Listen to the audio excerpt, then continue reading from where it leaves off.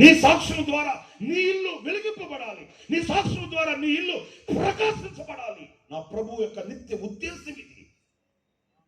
నిన్ను చీకటిలో నుండి ఆశ్చర్యకరమైన వెలుగులోకి ఎందుకు పిలిచాడు ఆయన? నీ కుటుంబం యొక్క దీవెన కొరకై నీవు కావాలి ప్రభువుకి. నేను భీమవరంలో సేవ చేస్తున్నప్పుడు ఒక తల్లి నా దగ్గరకు వచ్చి అడిగింది, అన్నయ్య మా ఇంట్లో అస్సలు ప్రభు అంటే ఒప్పుకోరు, నన్ను కూడా ఆరాధనకు పంపించరు, కాకపోతే నేను ఎలాగో నచ్చచెప్పుకొని వస్తున్నాను అని చెప్తాను. అంటది, అన్నయ్య ఒక్కసారి మీరు వీలు వెంట మీరు ఒక్క అడుగు పెట్టి ప్రార్థన చేయండి అయ్యా, మీరు అడుగు పెట్టండి అన్నయ్య. నేను చెప్పాను, చాలా భ్రమపడుతున్నావమ్మా. నీ ఇల్లు రక్షించబడాలంటే, నీ ఇల్లు వెలిగింపబడాలంటే, నీ ఇంట్లో ఉన్న వాళ్ళు రక్షింపబడి రక్తం చేత కడగబడాలంటే ఇప్పుడు నీ ఇంటికి కావాల్సింది నేను కాదు, నీ ఇంట్లో కావాల్సింది నేను కాదు, నీ ఇంట్లో అడుగు పెట్టాల్సింది నేను కాదు. నీ ఇంటి రక్షణ కొరకు, నీ ఇల్లు దీవెన కొరకు నా దేవుని చేతుల్లో సాధనంగా నీవే కావాలి. దేవునికి నీవు కావాలి. దేవునికి వేరెవరో రావాలి, వేరెవరో ఏదో తేవాలి, వేరెవరో ప్రార్థన చేయాలి కాదు. నీవు కావాలి, నీ స్వతము కావాలి, నీ సమర్పణ కావాలి, నీ యథార్థత కావాలి, నీ విశ్వాసము కావాలి, నీ ప్రేమ కావాలి దేవునికి. నీవు అన్ని ఆపేసి నా ఇల్లు రక్షించబడాలి, నా పిల్లలు రక్షించబడాలి నువ్వు ఆశించడం వ్యర్థం కదా. మీరు ఏమనుకున్నట్టు ఒక మాట చెప్తానండి, చెప్పనా వద్దా? చెప్పనా? నాగార్జున సాగర్లో ఒక తల్లి ఉండేది. ఆమె అప్పుడప్పుడు మినుకు మినుకు తారలా కనిపిస్తుంది. అప్పుడప్పుడు మిగతా రోజులు ఎక్కడికి వెళ్తా మనకు తెలియదండి. కలిసినప్పుడల్లా ఆమె యేసన్న గారితో ఏం చెప్తుందంటే, అన్నయ్య మా వాళ్ళందరూ రక్షించబడాలి అన్నయ్య, మా వాళ్ళు చాలా మంది రక్షించబడిన వాళ్ళు ఉన్నారండి, ఒక్క డేట్ ఇచ్చి మీరు మీటింగ్ పెట్టాలి అన్నయ్య అంటుండేది. యేసన్న గారు కూడా అట్లాగలేమ్మా అట్లాగలే అంటున్నాడు. ఒకసారి ఆమె వచ్చి గట్టిగా పట్టుపట్టింది, మీరు అన్న మీటింగ్ పెట్టాల్సిందేనన్నానని చెప్పి. యేసన్న గారు అన్నాడు, నాకు ఇప్పుడు ఖాళీ వద్దామంటే ఆమె ఒప్పుకోవట్లే. పరిచయమైన వ్యక్తే. సరే యేసన్న గారు ఆ పోరు పడలేక అన్నాడు, ఫిబ్రవరి నెల 30వ తేదీ పెట్టుకోమ్మా అన్నాడు. ఆమె అట్లాగని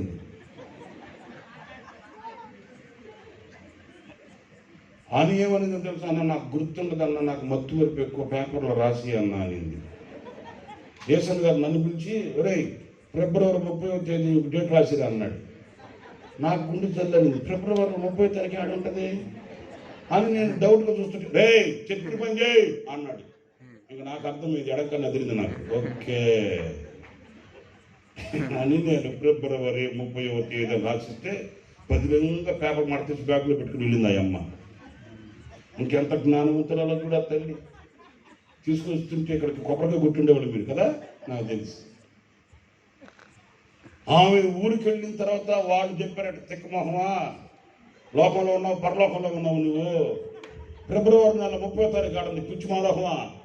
అప్పుడు బలి వెలిగింది ఆమెకి. మళ్ళీ వచ్చింది యేసన్న గారి దగ్గర. ఎందుకు అన్న నాకు మోసం చేసేవాడు నువ్వు అంటే. సరే అన్న అడిగింది, నా టైం బాగలేక అప్పుడే నేను అన్నకు క్యారియర్ తీసుకుని వచ్చాను. నా వైపు చూసి ఈడే రాసిచ్చింది, ఈడే నా తల్లి ఆవిడకి వందనమ్మా. అన్న చెప్తే రాసి, నువ్వు రాసిచ్చావు.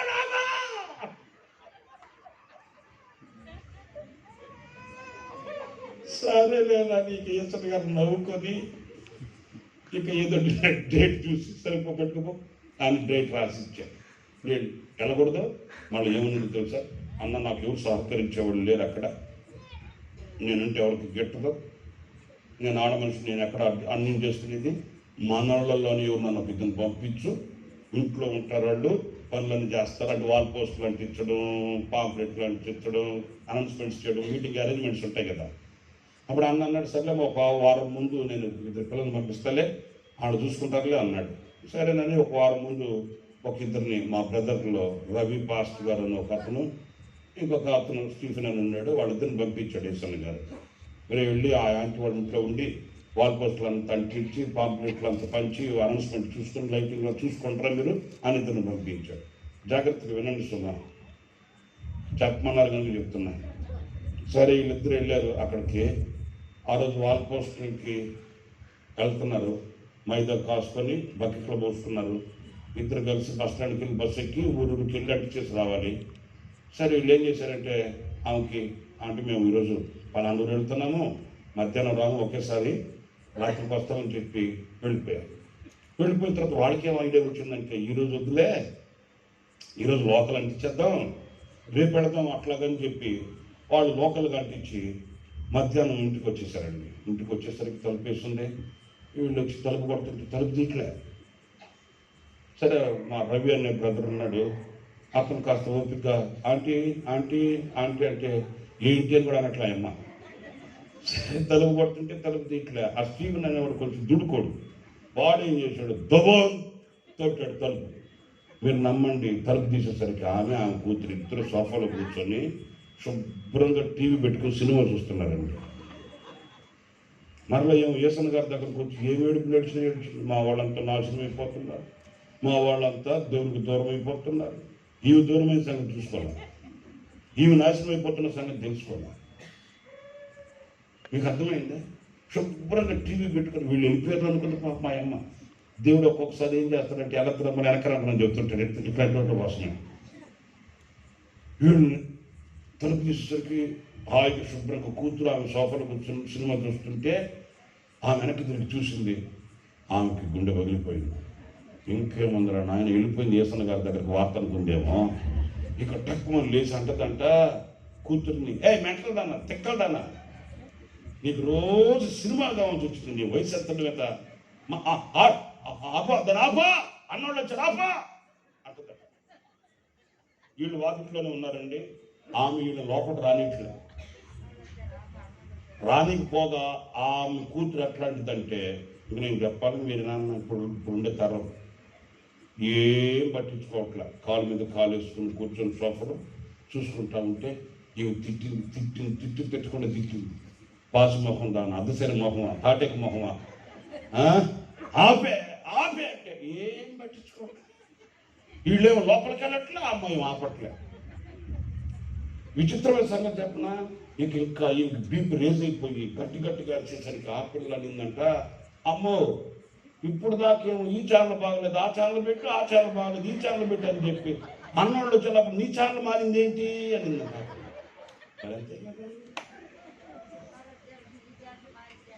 నేను ఒక మాట చెప్తాను, మీరు ఆలోచించండి. తన ఇంటే తనకు ఒక సాక్ష్యం లేకపోతే ఏంటండి, తన బిడ్డల దగ్గర తనకు ఒక సాక్ష్యం లేకపోతే కాస్త మీకు నొప్పి కలుగుతుందండి ఈ మాట. నీ కడుపును పుట్టిన బిడ్డల దగ్గరే ఒక సాక్షిగా నువ్వు బ్రతకలేకపోతే ఈరోజు క్రీస్తు పునరుద్ధానపు శక్తి నీకు ఎందుకు ప్రత్యక్షమైనట్టు?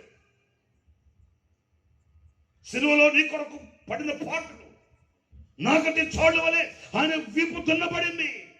రక్త సిక్తమై రక్తపు అడుగులు వేస్తూ రక్త కన్నీళ్లు కార్చి 6 గంటల సేపు 3 మేకుల మధ్య ఆకాశానికి భూమికి మధ్య వేలాడిన ఆ క్రీస్తు ప్రేమ త్యాగం ఎవరి కొరకు, దేని కొరకు?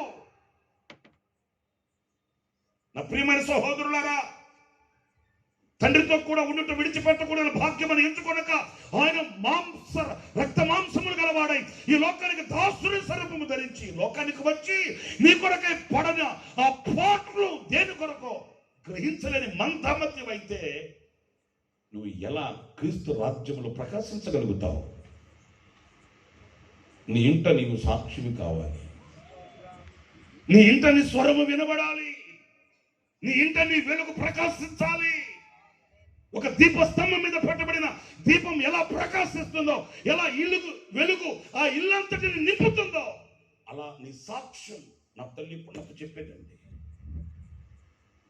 నేను ఊరికే కట్టిపట్టి మాటలు కల్పన కథలతో చెప్పట్లే. నా తల్లి నాకు చిన్ననాటి నుంచి చెప్పేది, నాయనా నీవు కడుపులో ఉన్నప్పుడే నేను నిన్ను ప్రభువు ప్రతిష్ఠించాను.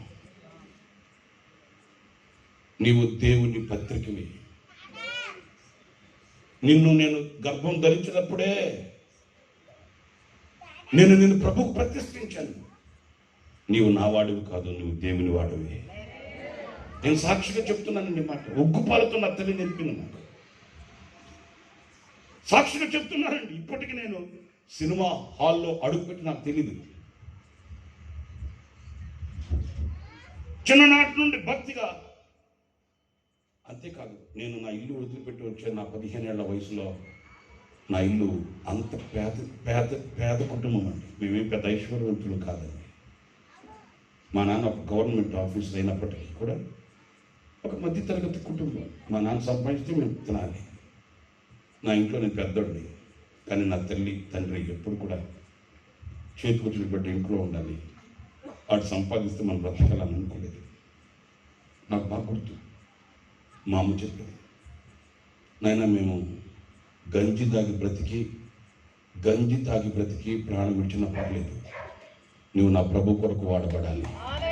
అవును, అంతేకాదు, నేను వాస్తవం చెప్తున్నాను, సత్యం చెప్తున్నాను. నా దేవుని సన్నిధిలో మా ఇంట్లో ఉన్న పరిస్థితులన్నీ కానీ, నా తల్లి నా తండ్రి పడే అగచాట్లు కానీ, ఆ అగచాట్ల మధ్యలో ప్రభు చేసే అద్భుతాలు కానీ పిన్ టు పిన్ పిల్లలుగా మమ్మల్ని కూర్చోబెట్టి చెప్పేవాళ్ళు. ఈరోజు మనవాళ్ళు ఏం చేస్తున్నారంటే, నా బిడ్డలకి కష్టం తెలియకూడదని అన్ని దిగమింగి మనవాళ్ళు శుభ్రంగా పెంచుతుండేసరికి మనవాడు దుర్వాలు పెంచి చినిగిపోయిన ప్యాంట్ ఒకటి వేసుకొని ధ్యానం సొక్క వేసుకొని, మీకు అర్థమైందా? అది మున్సిపాలిటీ వాళ్ళ పరక్కట్ట ఉంటుందే, ఈదురు చెప్పే పరక్కట్ట, ఆ జుట్టు అట్లా ఉంటుంది. ఏమనుకోవద్దు బాబు, ఎవరొస్తుంది అంతేనండి. ఏం బాధ్యత తిరగట్లే. అయ్యో నా తల్లిదండ్రుల కష్టమే, వాళ్ళ కన్నీళ్ళే, వాళ్ళ బాధే, వృద్ధాప్యంలోకి వచ్చారే, నేను వయసు మీద ఉన్నానే, కష్టపడాలి, వాళ్ళని సంతోషపరచాలి, వాళ్ళ దీవెనలను పొందుకోవాలనే జ్ఞానం ఉండట్లేదు. నేను ఇలా మాట్లాడుతున్నాను, దయచేసి నన్ను బాధగా మీరు మరొకరు భావించకండి. కాయ కష్టం చేసి వృద్ధాప్యంలో ఉన్న కళ్ళలు కరిగించి కన్న తల్లిదండ్రులు ఇప్పటికీ కన్నీళ్లు కారుస్తున్న కడుపును పుట్టిన బిడ్డలకి కనికరం లేదు ఈ రోజున. నా ప్రియమైన సహోదరుల కారణం, నేను ఎవరిస్తున్నా అనట్లేదు, కానీ తల్లిదండ్రులుగా మీరు మీ బాధ్యతల్ని విస్మరించినందున ఈరోజు మీ కళ్ళల్లో వాళ్ళు బాకుపోట్లు ముళ్ళలాగా తయారయ్యారు. నువ్వేనాడైనా నీ పిల్లలు కూర్చోబెట్టి నీ ఇంటిని సాక్ష్యాన్ని వివరించి ఉంటే, నా ప్రభు నీకు చేస్తున్న ఆశ్చర్యమైన అద్భుతాలని వాళ్ళకి గుండెలో నూరిపోసి ఉంటే, వాళ్ళు బాల్యం నుంచి ఒలివ మొక్క వలి ఎదుగుండేవాళ్ళు. లేదు లేదు లేదు లేదండి. అమ్మాయి పెద్ద బాబా, ఇదిగో మీ బాయ్ ఫ్రెండ్ చేసాడు, ఫోన్ చేశాడు, మాట్లాడు. అమ్మాయి ఇదిగో మీ బాయ్ ఫ్రెండ్ ఫోన్ చేశాడంటే అడుగుతున్నాడు చూడు, అదిగో కాల్ చేశాడు, మాట్లాడు. నీ గుండెల్లో బాకుపోట్లుగా మార్చబడరా? నీ కుటుంబాన్ని కుప్పకూల్చుకుంటున్నావా, కట్టుకుంటున్నావా? టెక్నాలజీ అనే ముసుగులో ఈ రోజున ఎటుగా ప్రయాణం చేస్తున్నావు, దేనిని ఆశించి ఎక్కడికి చేరుకోవాలని పరుగులు తీస్తున్నావో, ఆ పరుగులు ఆ ఆశలు అడియాసలుగా మార్చబడి నడివీధుల నగుబాట్లు కాక మునిపే నీ స్వరము దైవ స్వరముగా మార్చబడవలసిన ఆవశ్యకత ఈ రాత్రి నా ప్రభు నీతిలో కోరుకుంటున్నాడు. నా ప్రియమైన సహోదరులారా, చిన్న ఎగ్జాంపుల్ ఒక మాట చెప్పి ముగించేస్తాను. ఇద్దరు కొట్లాడుకుంటున్నారు, దెబ్బలాడుకుంటున్నారండి. హలో వినండి జాగ్రత్త. ఇద్దరు దెబ్బలాడుకుంటున్నారు. ఒకడేమో ఐగుప్తీయుడు, మరొకడేమో హెబ్రీయుడు. మధ్యలో మోషే వెళ్ళాడు. జాగ్రత్తగా నాకు సమాధానం చెప్పండి విని. మధ్యలో మోషే వెళ్ళి ఏం చేశాడు తెలుసండి? తనకు తెలియకుండానే హెబ్రీయుని పక్షాన మాట్లాడాడు. ఆ ఐగుప్తుని ఒక మాట నాకు సమాధానం చెప్పండి. ఎందుకు మోషే హెబ్రీయుని పక్షాన మాట్లాడాడు? మోషేకి తెలియదు కదా నేను హెబ్రీయుడని. అంటే ఆ తల్లి ఉగ్గుపాలతో పెట్టింది, ఉగ్గుపాలతో పోషించింది. ఏమని తెలుసా? నాయనా, నీవు ఐగుప్తులోనే బ్రతికినా నీవు ఐగుప్తుడు కాదు. అది కదండి సాక్షి అంటే. నాయనా, పరిస్థితులను బట్టి కాలం కాటేస్తే కఠోరమైన కాలంలో నీవు ఐగుప్తులు బతుకుతున్నావు, కానీ నీవు ఐగుప్తుడు కాదు. బోధలు కాదు, ఉగ్గుపాలతో పట్టించింది. నువ్వు నా దేవుని కొరకు వాడబడే సాధనము రా. చూసానంటే, నువ్వు నా దేవుని పత్రికవురా, నువ్వు హెబ్రీయుడురా. అందుకే ఆ తల్లి ఒక గొప్ప నాయకుడిని అప్పగించింది దేవునికి. మరి అలాంటి నాయకులు నీ కుటుంబంలో నుంచి లేచును గాక. అలాంటి విలువైన ఆత్మని నా దేవుడు నీ కుటుంబంలో లేపును గాక. నీ కుటుంబాన్ని నా దేవుడు పత్రికగా నిలబెట్టును గాక. నీ కుటుంబాన్ని నా దేవుడు వెలిగించును గాక. నీ కుటుంబం పట్ల నా దేవుడు నిత్య సంకల్పం నెరవేర్చబడును గాక. ఆశ్చర్యకరమైన దేవుని కరుణ కటాక్షములు కలిగిన హస్తప్రేణలో నీ కుటుంబం వర్ధిల్లి నిలుచును గాక. దానికి నీవు కావాలి ప్రియసుమ, నీవు కావాలి. ఎవరో అయ్యో పాస్ గారు మా ఇంటికి వచ్చి మా ఇంట్లో మా పిల్లల కోసం ప్రార్థన చేయండి. నేను కాదమ్మా చేయాల్సింది, నువ్వు చేయాలి. స్తోత్రం, హల్లెలూయా, హల్లెలూయా. ఇంకొక మాట అదేంటంటే రెండవ మాట, నీవు ఎక్కడ సాక్షిగా అపోస్తుల కార్యాల గ్రంథంలో మనం బాగా చాలాసార్లు చదువుతుంటామండి, మనకు బాగా తెలిసిన సంగతి. అది ఒక మాట నేను మీకు వివరిస్తాను. అదేంటంటే 2వ అధ్యాయం, అపోస్తుల కార్యాల గ్రంథం 2వ అధ్యాయం 32వ వాక్యంలో మనకు బాగా తెలుసు కదా, ఈ యేసును దేవుడు లేపెను. స్తోత్రం కలుగును గాక. ఎక్కడి నుండి లేపెను?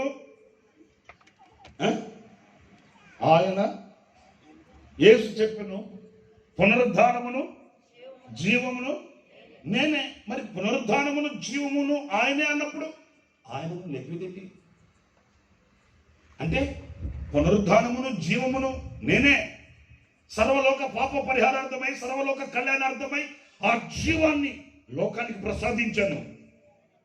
ఇప్పుడు లోకానికి ప్రసాదించిన సమాధి చేయబడిన యేసుని దేవుని ఆత్మ దిగివచ్చి, ఆ దేవుని ఆత్మ యేసుని మృతులలో నుండి లేపిందట. చప్పట్లు కొట్టండి గట్టిగా ప్రభుకి.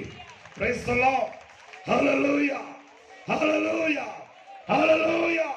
మృతులలో నుండి దేవుని ఆత్మ లేపింది ఆయనను. విజ్ఞాన శాస్త్రం కాదు లేపింది, వైద్య శాస్త్రం కాదు లేపింది. మీకు అర్థమవుతుందా?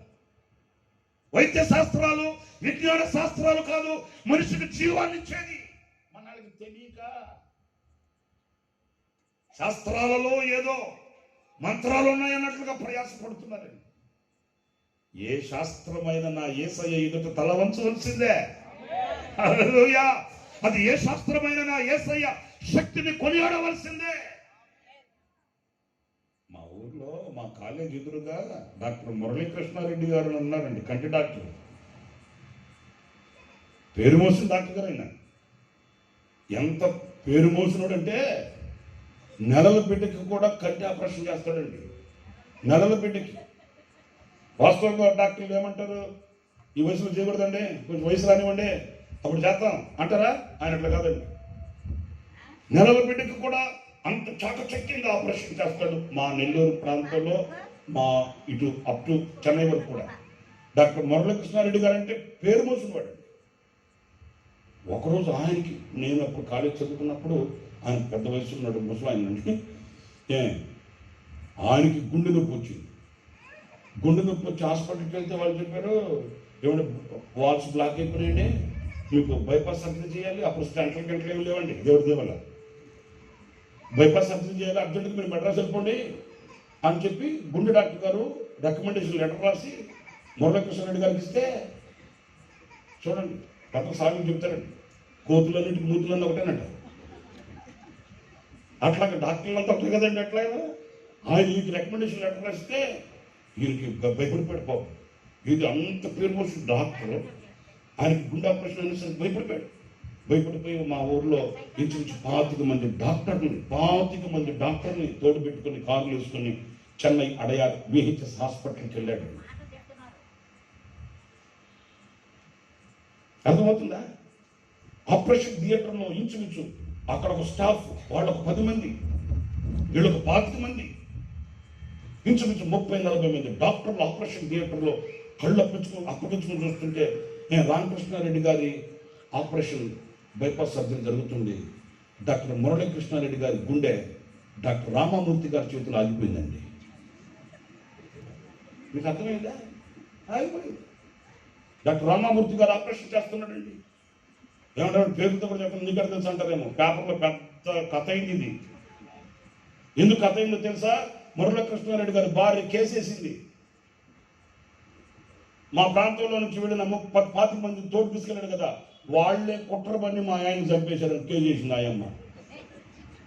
మా ఆయన పేరు చేస్తుందని అట్లాగా మా ఆయన్ని కుట్రబన్ని చంపేశారు. మా ఆయన మాకు తీసుకొచ్చి పెట్టమనింది. ఏం బొమ్మ తీసుకొచ్చి పెట్టడానికి విచిత్ర సంగతి చెప్పిన మురళీకృష్ణారెడ్డి గారి గుండె రామమూర్తి గారి చేతిలో బైపాస్ సర్జరీ చేస్తున్నారు. ఆపరేషన్ ఫెయిల్ అయింది, చనిపోయాడు. చాపలు చుట్టి కారులో మడతేసి దిక్కులు పెట్టుకొని వచ్చారు. నేను ఒక మాట చెప్పనా, ఏ శాస్త్రం బ్రతికిస్తుంది మనల్ని? ఏ శాస్త్రం బ్రతికిస్తుందండి? ఏ శాస్త్రం బ్రతికించదు, ఒక ధర్మశాస్త్రం తప్ప, సత్య గ్రంథం తప్ప, జీవాధిపత్య దేవుడు తప్ప బ్రతికించే నరుడు ఎవడు కూడా లేడు. ప్రియమైన దేవుని బిడ్డలారా, మృతులలో నుండి క్రీస్తును లేపిన వాని ఆత్మ మీలో నివసించిన ఎడల మీరు కూడా మరణములో నుండి జీవంలోనికి దాటించబడిన వారై మీలో ఆ పునరుత్థానపు శక్తి కలుగుతుంది. నా ప్రియ సహోదరులారా, వాక్యం చెప్తుంది, ఈ యేసును దేవుడు లేపాను. ఎక్కడి నుంచి? సమాధిలో నుండి, మరణములో నుండి, చీకటిలో నుండి దేవుని ఆత్మ యేసును లేపింది. ఆ లేపబడిన ఆ యేసుకి మేమందరం స్తోత్రం, చప్పట్లు కొట్టండి గట్టిగా, గడగడగడ స్తోత్రం, హల్లెలూయా. మేము సాక్షులం. అంటే ఎక్కడ సాక్షులు? ఇదిగో ఇక్కడ వ్రాయబడిన మాట ఏంటంటే, యేసుని విశ్వసించని అనేక మంది ప్రజలు అక్కడ కూడున్నారండి. యేసుని గుర్తించని, ఆయనను అంగీకరించని అనేక మంది ప్రజలు, దేశాల నుంచి వచ్చిన వాళ్ళు అక్కడ నిలుచున్నారు. అక్కడ చూస్తున్నారు, ఇది ఏమవునోనని. అప్పుడు వాళ్ళతో యేసుని ఎరుగని ప్రజల మధ్య వాళ్ళు అంటున్నారు, మేము సాక్షులం. ఆ పునరుద్ధానపు శక్తిని వాళ్ళకి ఎందుకు ఇచ్చాడో తెలుసో దేవుడు? యేసుని ఎరుగని అన్ని జనుల ఎదుట మీరు నాకు సాక్షులు. ఈ రాత్రి మనకెందుకు ఇచ్చాడో తెలుసా ఈ ప్రత్యక్షతను దేవుడు?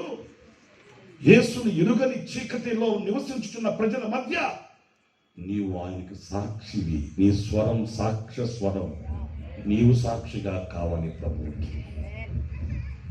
నేనంటే ఒక్క మాట జాగ్రత్తగా నన్ను గమనించండి, నా మాట వినండి. లేచి ధైర్య సాహసాలతో సాక్షిని అని పలికిన వ్యక్తి ఎవరు తెలుసండి? యేసు ప్రభు కూర్చుంటే ఆయన రొమ్మును ఆనుకొని ఉన్న ప్రియమైన శిష్యుడు కాదు. ఒకవేళ ఆయన చెప్పుంటే అబ్బో డీప్ ఎక్స్పీరియన్స్ కదా ఆయనతో, ఈయనకి రైట్ అనాయించిన అట్లాగే ఉంటుందిలే అనుకోవచ్చు. 11 మందితో కూడా దిక్కున లేచి ధైర్య సాహసాలతో ఏ యేసుక్రీస్తునైతే మీరు చెప్పారో ఆ యేసుక్రీస్తు మృతులలో నుండి లేచాడు, ఆయన లేచి మాకు కనబడ్డాడు, ఆయన పునరుద్ధరణపు శక్తికి మేము సాక్షులమని చెప్పిన వ్యక్తి ఎవరో తెలుసండి? అనేక బలహీనతలు కలిగిన వాడండి. పేతురు సంగతి నేను చెప్పాలని నేను పాపానికి నిక్నేం పెట్టేశారు. ఏమని? దుడుకు పేతురు. ఆయనేమో దుడుకు, నీవేమో ఉడుక. మరి ఆ దుడుకు పేతురు ఏమనుకోవాలి? మన గ్రాఫ్ బాగలేదులే, మన యూట్యూబ్ సర్లేదులే, మనం లేచి చెప్తే ఎవరు వింటారేంటి, మనం మాట్లాడితే ఎగతాలు చేస్తారు, మనం మాట్లాడితే నవ్వుతారు. ఇన్ని బలహీనతలు కలిగిన వాడు నేనేమని చెప్పేది? నో, నీ బలహీనతలు కాదు నా దేవునికి కావాల్సింది, నీ శక్తిహీనత కాదు నా దేవునికి కావాల్సింది. నేను నాలుగు మాంద్యం గలవాడినయ్యా అంటే వదిలిపెట్టాడు మోషని. నా తరములో నా సంతతిలో నేను కనపడి వాడని, నా గోత్రం ఎన్నదగినది కాదు అన్న గిద్దోని విడిచిపెట్టాడు నా దేవుడు. నా శక్తి అంతా, నా సామర్థ్యత అంతా, నేను అల్పుడును అన్న సమూయేలుని, ఇర్మియాని విడిచిపెట్టాడు ప్రభువు. నా ప్రియమైన సహోదరులారా, ఈ రోజున నీ స్థితి కాదు, నీ బలహీనతలు కాదు, నీ యొక్క బలహీనతతో నిలిచిన జీవితం కాదు ప్రభు కావాల్సింది.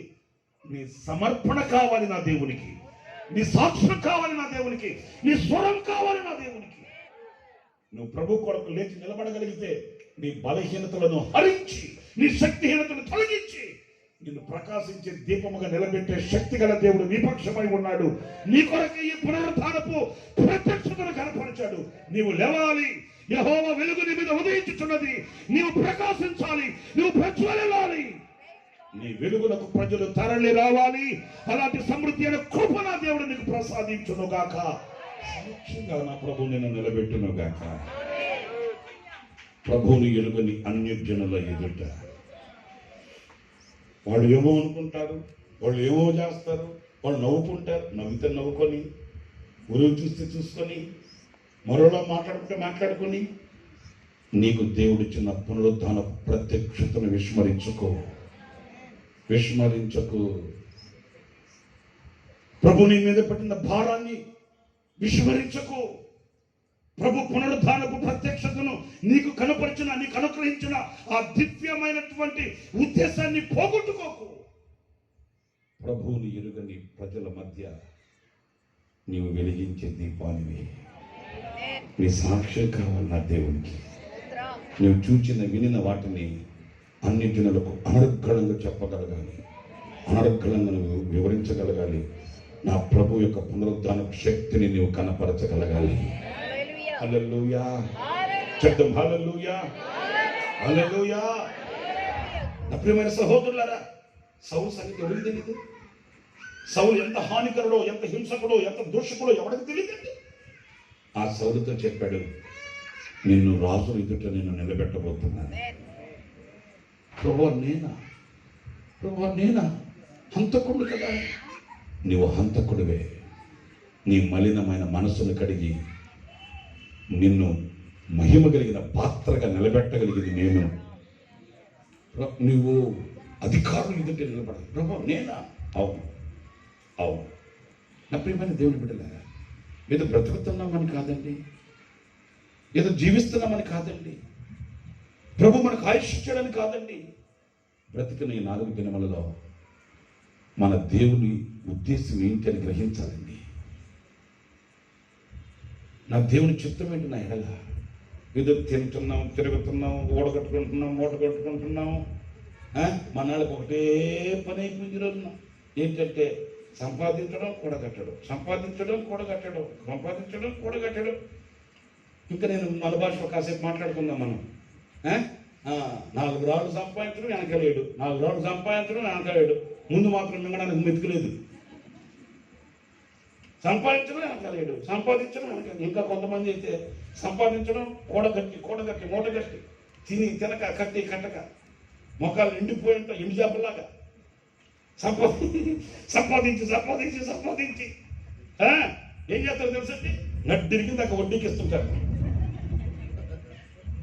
ఇక వడ్డీలకి ఇచ్చి సంపాదించింది ఎవరు కడుపారా తింటారంటే తినరండి. ఇదేం జన్మ నాకు అర్థమై సాగుతండి. రోజు పప్పు పచ్చడి తిని మూటగట్టి వాళ్ళకిస్తే వాళ్ళు రోజు చేపల మాంసం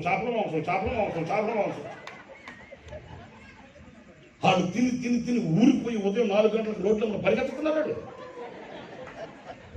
సంపాదించడేమో ఎండకపోయి పాపం ఎండు చేపలాగా ఎండు మిరపకాయలాగా అయిపోతున్నాడు.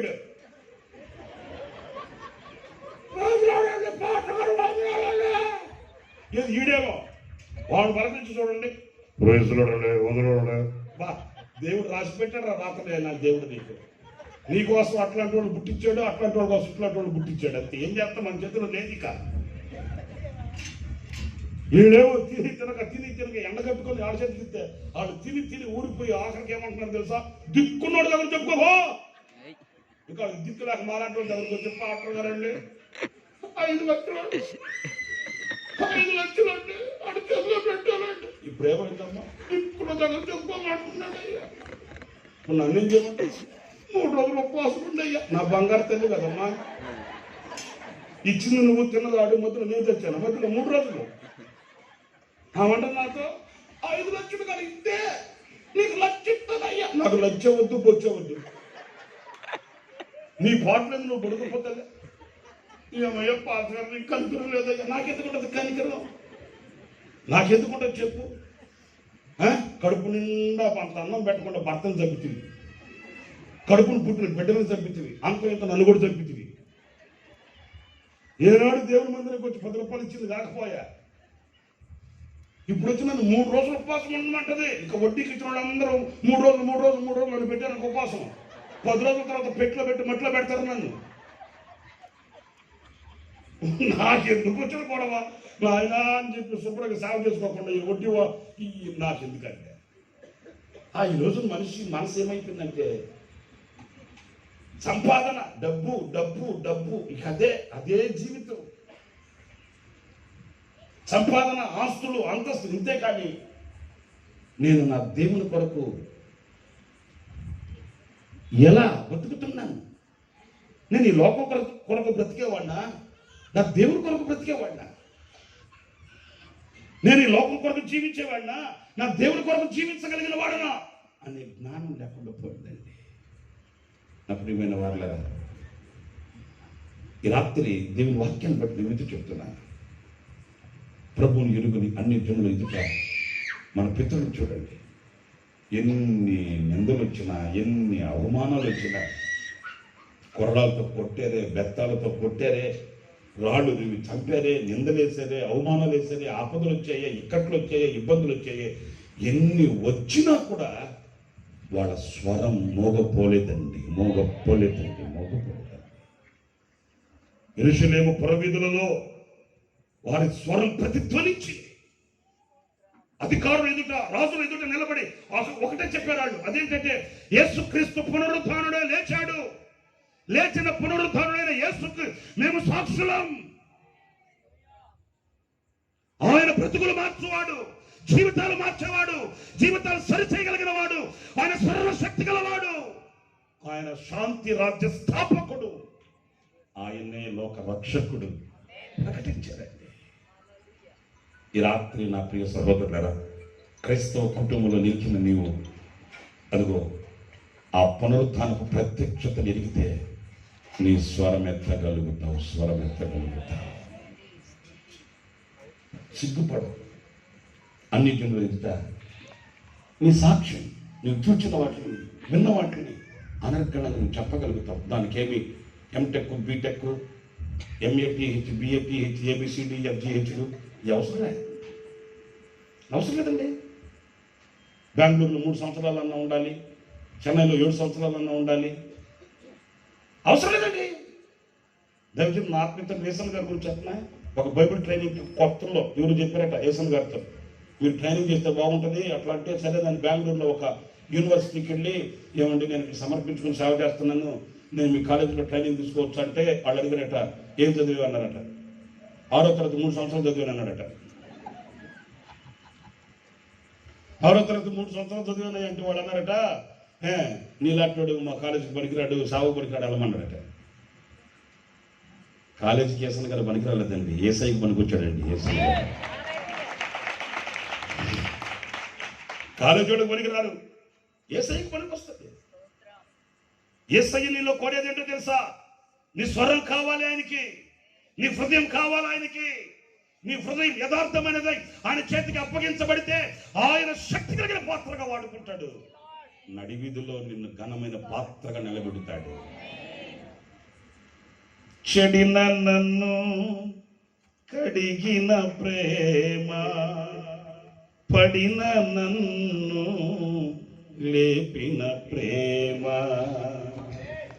చెడిన నన్ను కడిగిన ప్రేమ, పడిన నన్ను లేపిన ప్రేమ. మరువజాలని ప్రేమ, మారని యేసు ప్రేమ. మరువజాలని ప్రేమ, మారని యేసు ప్రేమ. ఇదిగో కలువరి శిల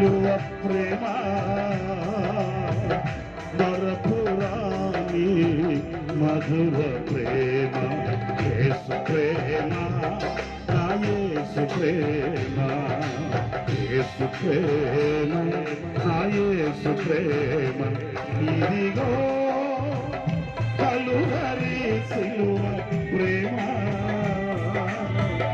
మరపురాని మధుర ప్రేమ యేసు ప్రేమ నా యేసు ప్రేమ యేసు ప్రేమ నా గట్టిగా కమర్లు యేసు ప్రేమ నా యేసు ప్రేమ యేసు ప్రేమ నా యేసు ప్రేమ ఇదిగో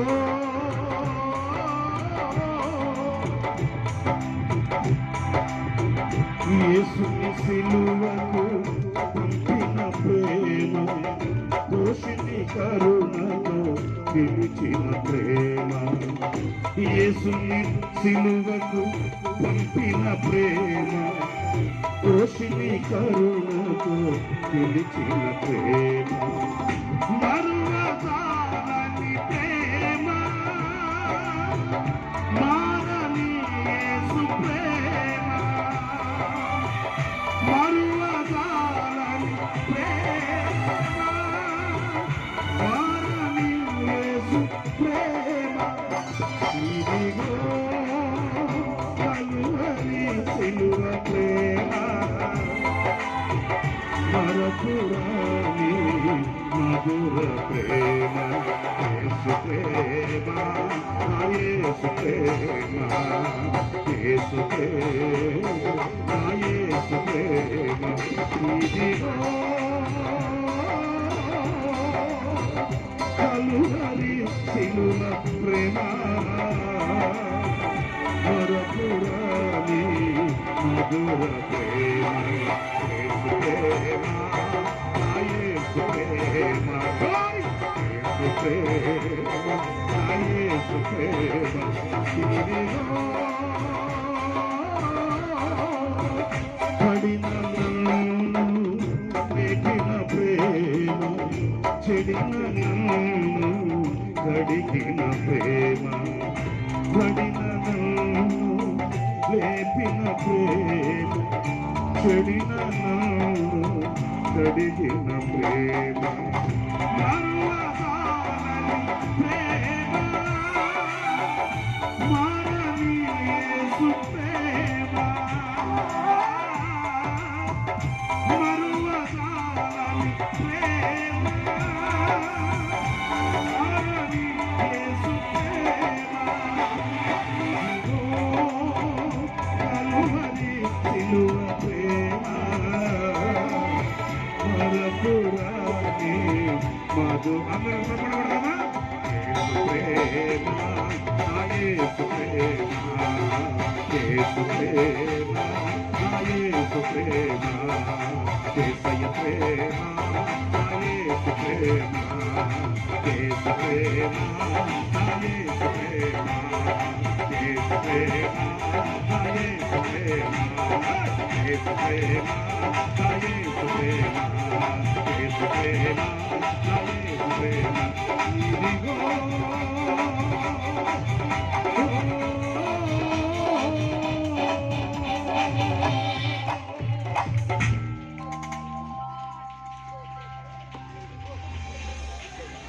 Jesus, Jesus, Jesus, Jesus, Jesus, Jesus, Jesus. Kabaka, shabaka, tinibi, kabaka, bakala na mudura. Ulibala na, sanibi, tinibi, kabaka, bakala na muduri. Ulibala na, sanibi, tinibi, kabaka, bakala na mudura. Ulibala na, shabaka, tinibi, kabaka, bakala na muduri.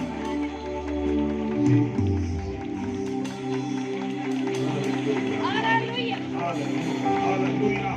Liba, kabaka, bakala, shabaka, tinibi, kabaka, bakala na mudura. Ulibala na, sanibi, tinibi, kabaka, bakala na mudura. Ulibala na, shabaka, tinibi, kabaka, bakala na mudura.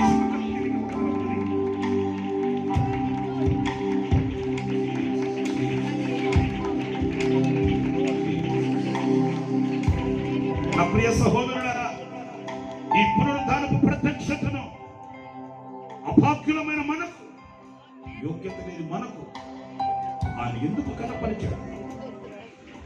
ఆయన ఈ ప్రత్యక్షతను మనకు అనుగ్రహించడం గల ఆంతర్యం ఏంటి? ప్రభువుని ఎరుగని అన్యజనుల ఎదుట నిన్ను ఆయన వెలుగుగా నియమించి ఉన్నాడు. ఆయన నిన్ను పత్రికగా నియమించి ఉన్నాడు. ఆయన నిన్ను సాక్షిగా లేవనెత్తి ఉన్నాడు.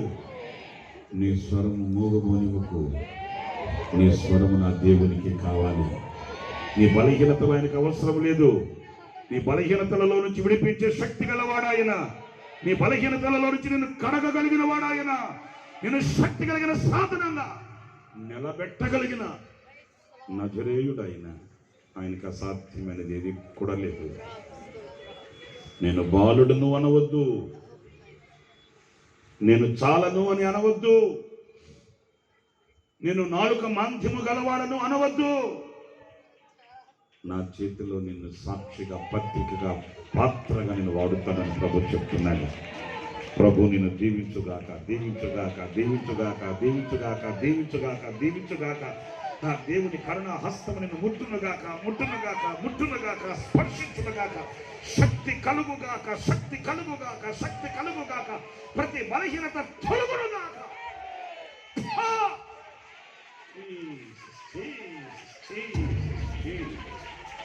యేసు రక్తం, యేసు రక్తం, యేసు రక్తం. ప్రతి బలహీనత, ప్రతి అవిధేయత, ప్రతి అపవిత్రత తొలగునుగాక, తొలగునుగాక, తొలగునుగాక. రక్తమే జయం, రక్తమే జయం, రక్తమే జయం, రక్తమే జయం.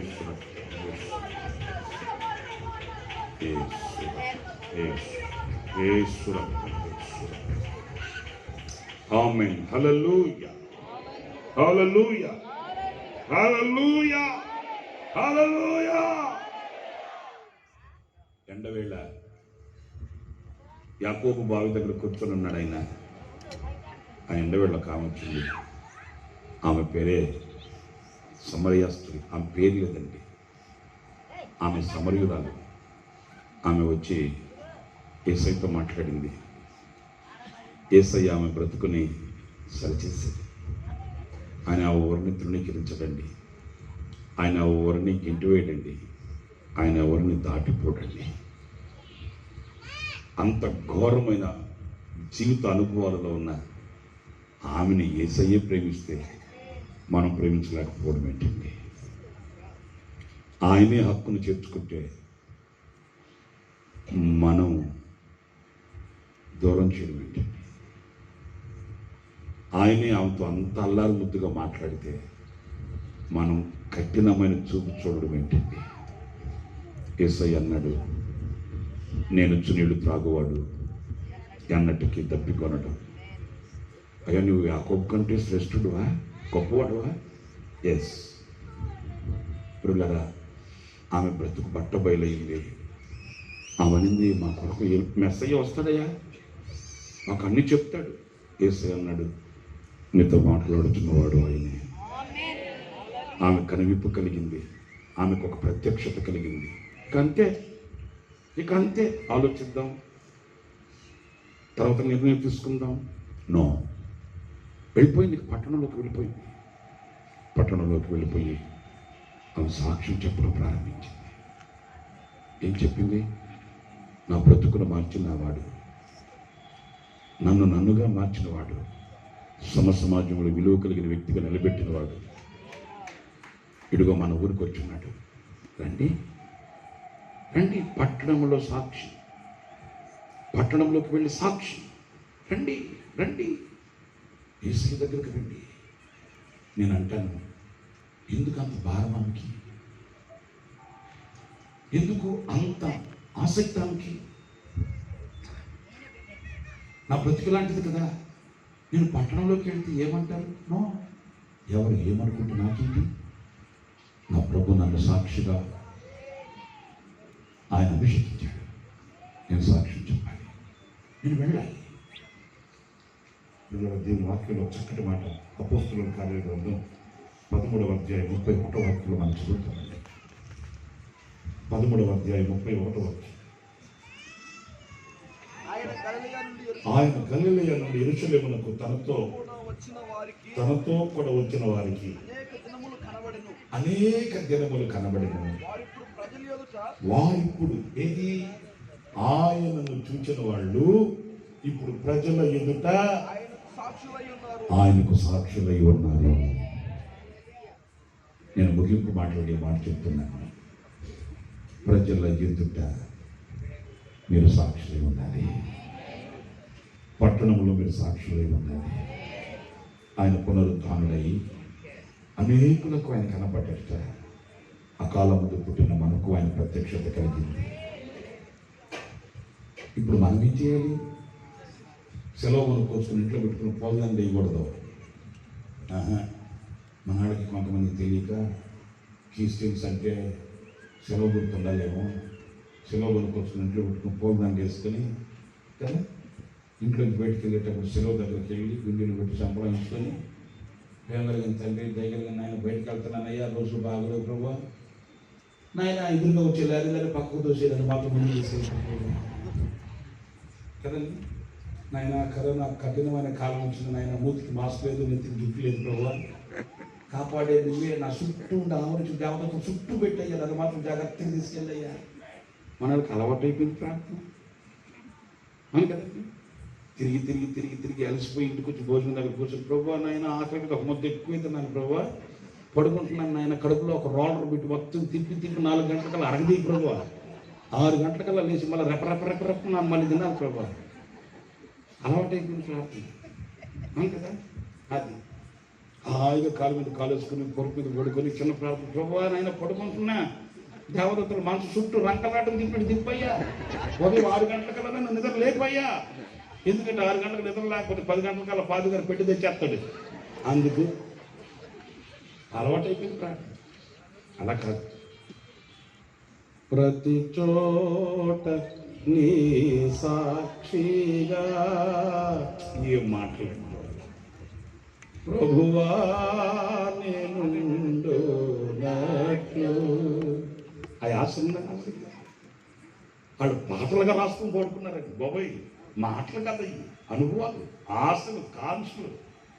ప్రతి చోట నీ సాక్షిగా ప్రభువా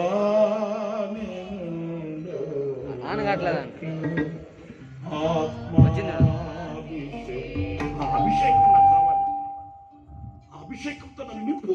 ఎందుకంటే యేసుప్రభు చెప్పాడు, మీరు యూదయ సమరయ గలిలయ ప్రాంతాలకు వెళ్ళి మీరు నాకు సాక్షులై ఉండుటకు మీరు వెళ్ళి కనిపెట్టి ప్రార్థన చేసి శక్తిని పొందుకోండి. ఆ శక్తి మీరు పొందుకుంటే కథలని సాక్షులై ఉంటారు. స్తోత్రం. వెదరని సాక్షులై ఉంటారు. యూదయ సమరయ గలిలయ ప్రాంతాలలో మీరు నాకు సాక్షులై ఉండాలంటే ఆ శక్తిని పొందుకోండి, శక్తిని పొందుకోండి. ఈ రాత్రి నీ మాటలు ముగిస్తున్నాను. ఈ రాత్రి మనం కూడా ఆ శక్తిని పొందుకోవాలి, పరిశుద్ధాత్మ బలాన్ని పొందుకోవాలి, పరిశుద్ధాత్మ శక్తితో నింపబడాలి. ఆ శక్తి బడబాగ్ని జ్వాలలలో కూడా నిన్ను సాక్షిగా నిలబెడుతుంది. హల్లెలూయా. దివ్యెత్తు కెరటాలలో కూడా నిన్ను సాక్షిగా ప్రకాశింపచేస్తుంది. లోకమే ఏకమైన లోకులు కాకులైన నీంగి నెల ఒకటైనా నీ స్వరం కొరకు ప్రపంచం ఎదురు చూసేటట్లు నా దేవుడు చేస్తాడు. ఆ శక్తిని పొందుకోవాలి.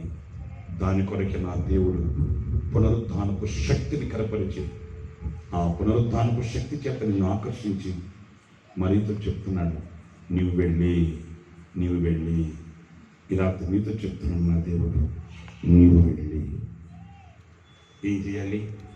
నీ ఇంత సాక్షివై ఉండాలి, అన్ని జనుల ఎదుట సాక్షివై ఉండాలి, పట్టణములలో నువ్వు సాక్షివై ఉండాలి.